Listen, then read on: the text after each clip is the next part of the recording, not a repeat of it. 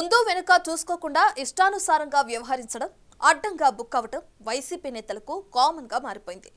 ఎప్పటికప్పుడు ఫోన్ సంభాషణలు, video క్లిప్పింగ్లు leak అవుతూ నెగిటివ్ గా ఫోకస్ అవుతున్న నాయకులు ఆ పార్టీ పరువును మరింత దిగజార్చేస్తున్నారు. ఆ పార్టీ నేతల లీలలు ఒక్కటొక్కటిగా బయటపడుతుండడం చర్చనీయాంశంగా మారింది. అయితే సదరు నేతలు మాత్రం ఆ పాపమంతా తమ ప్రత్యర్థులదే అని, మార్ఫింగ్లతో తమను ఇరికిస్తున్నారని పత్తితుల్లా స్టేట్మెంట్లు ఇచ్చి చేతులు దులిపేసుకునే ప్రయత్నం చేస్తున్నారు. ఇప్పుడు గోరంట్ల మాధవ్ నుంచి ఇప్పుడు అనంతబాబు వరకు అందరూ ఒకే స్టోరీ చెప్తూ నెట్టింట్లో ట్రోల్ అవుతున్నారు.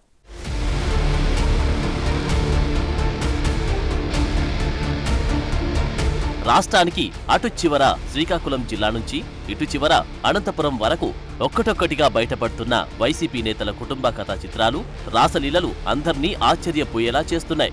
ఇలాంటి వారిగా తాము ఓట్లేసిందని ప్రజలు ఊసడించుకునే పరిస్థితులు తలెత్తుతున్నాయి.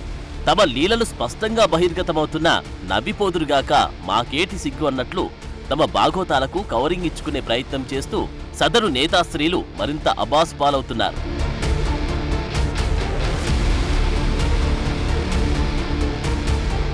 శ్రీకాకుళం జిల్లా టెక్కలి నియోజకవర్గానికి చెందిన వైసీపీ ఎమ్మెల్సీ దువ్వాడ శ్రీనివాస్ కుటుంబ ప్రేమ కథా సీరియల్ అనంతంగా కొనసాగుతూనే ఉంది. అటు భార్య దువ్వాడ వాణితో పాటు కుమార్తెలపై పోలీసు కేసు పెట్టిన శ్రీనివాస్ దివ్యల వాణితో తన అనుబంధాన్ని సవివరంగా చెప్పుకొచ్చారు. భార్యకు విడాకులంటూ తన భవిష్యత్తు ఎవరితోనో 60+ వయసులో చెప్పకనే చెప్పారు.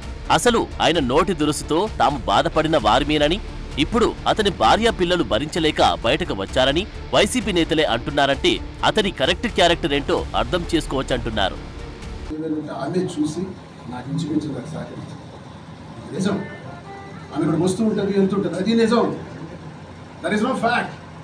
ఎక్కడ ఇది అబద్ధాలు, దీని గురించి ఏదో తర్జన పడాల్సిన అవసరం ఏం లేదని నేను చెప్తున్నాను. ఇక మీరు అడుగుతున్నారు దీనివల్ల మీ ప్రతిష్ట పోదా, మీకు ఇదేంటి? నా కుటుంబ వ్యవహారం అంతా చెప్పారు, ప్రజలే నిర్ణయిస్తారు. నేను చేసింది తప్పు అయితే అప్రతిష్ట పాలవుతారు. నేను చేసిన దానిలో ఏ తప్పు లేదని ప్రజలు గుర్తిస్తే, ఆ దేవుడు కరుణిస్తే వెంకటేశ్వర స్వామి దయ వల్ల ఇంకా మంచిగా ప్రజలకు సేవ చేస్తాం. దువ్వాడ కుటుంబ గొడవల నేపథ్యంలో దువ్వాడ శ్రీనివాస్ పై వైసీపీ అధిష్టానం చర్యలు తీసుకుంది. పార్టీకి చెడ్డ పేరు వస్తుందని భావించిన జగన్ టెక్కలి ఇన్ఛార్జ్ బాధ్యతల నుంచి శ్రీనివాస్ ను తొలగిస్తూ నిర్ణయం తీసుకున్నారు. అయితే ఆ వివాదం మాత్రం ఇంకా కొనసాగుతూనే ఉంది. అది కొలిక్కి రాకముందే తూర్పుగోదావరి జిల్లా ఎమ్మెల్సీ అనంతబాబు రాసలీలల వీడియో బయటపడింది. వీడియో కాల్లో అశ్లీలంగా ప్రవర్తించిన అనంతబాబు వీడియో సోషల్ మీడియాలో వైరల్ అవుతోంది.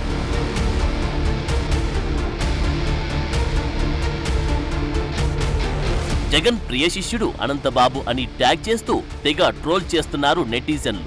ఎన్నికల ముందు డ్రైవర్ అయిన దళిత యువకుడిని చంపి డోర్ డెలివరీ చేశారన్న ఆరోపణలతో అనంతబాబు జైలుకు వెళ్లారు.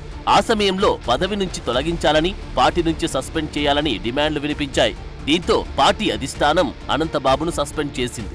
6 నెలలు జైల్లో ఉన్న వైసీపీ ఎమ్మెల్సీకి సుప్రీంకోర్టు తాత్కాలిక బెయిల్ మంజూరు చేసింది. జైలు నుంచి విడుదలైన తర్వాత అనంతబాబుకు అప్పటి అధికార పార్టీ నేతలు ఘనంగా స్వాగతం పలికి సత్కారాలు చేయడం అప్పట్లో చర్చనీయాంశంగా మారింది.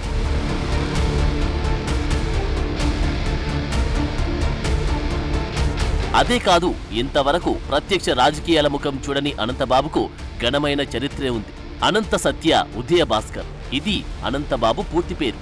అతని తండ్రి అడ్డతీగల సమితి అధ్యక్షుడిగా ఉంటూ మావోయిస్టుల చేతిలో హత్యకు గురయ్యాడు. ఎస్టీ రిజర్వ్డ్ రంపచోడవరం నియోజకవర్గానికి చెందిన అతను ఏజెన్సీ ప్రాంతంలో దొరికే రంగురాళ్ల అక్రమ వ్యాపారంలో కీలక పాత్ర పోషించేవాడని రౌడీ షీట్ కూడా తెరిచారు పోలీసులు. గతంలో అరకు మాజీ ఎంపీ కొత్తపల్లి గీతపై దాడికి పాల్పడి వైజాగ్లో జైలు శిక్ష అనుభవించాడు.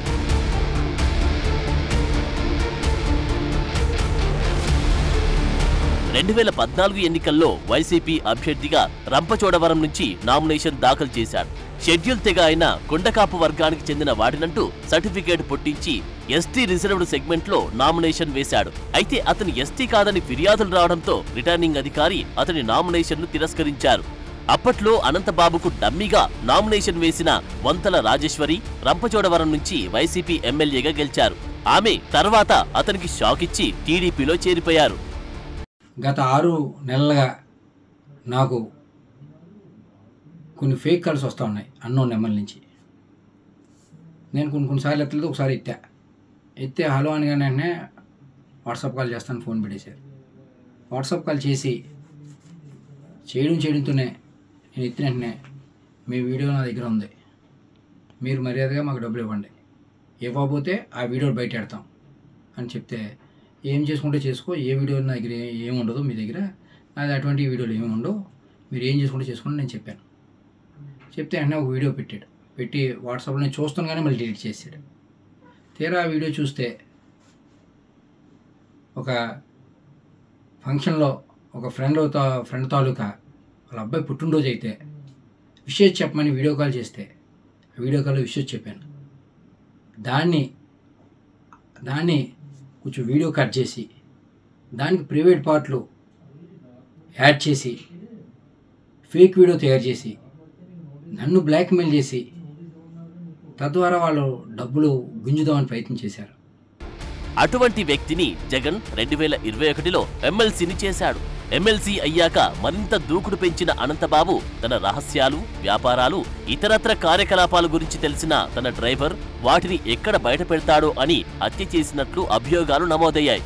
అసలు మొన్నటి వరకు అటు రంపచోడవరంలో కొందరికి, ఇటు జగన్కి తప్ప పెద్దగా ఎవరికి పరిచయం లేని అనంతబాబు అశ్లీల వీడియోతో అందరికీ నోటెడ్ అవుతున్నారు. అయితే అందరిలాగే అతను ఈ వీడియో ఫేక్ అని కొట్టిపారేశారు. అతను ఎవరికో బర్త్డే విషెస్ చెబుతున్న వీడియోను కట్ చేసి మార్ఫింగ్ చేశారని, వారిపై చర్యలు తీసుకోవాలని రంపచోడవరం స్టేషన్లో కేసు కూడా పెట్టారు.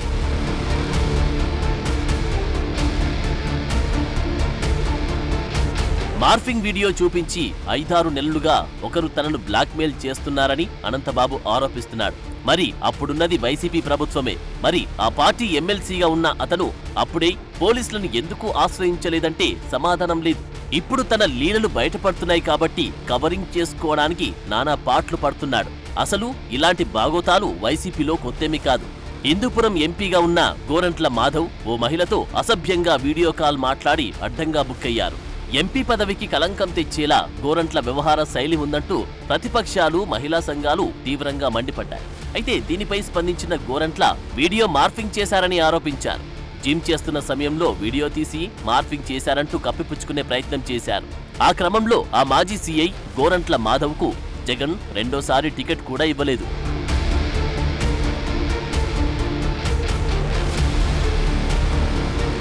అప్పుడెప్పుడో మాజీ మంత్రి అంబటి రాంబాబు ఆడియో ఒకటి లీక్ అయింది. ఓ యువతితో అంబటి అసభ్యంగా మాట్లాడిన ఆడియో ఒకటి సంచలనం సృష్టించింది. దానిపై అంబటి వీడియో రిలీజ్ చేసి క్లారిటీ ఇచ్చారు. ఆడియోకు తనకు ఎలాంటి సంబంధం లేదని చెప్పారు. ప్రతిపక్షాలు తన వాయిస్ ను టెక్నాలజీతో మార్చేశాయన్నారు.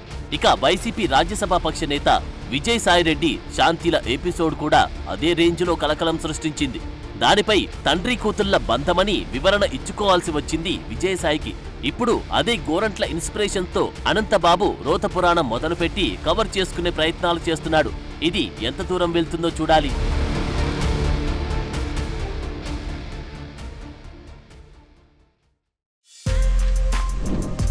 For more videos like this, subscribe Big TV channel.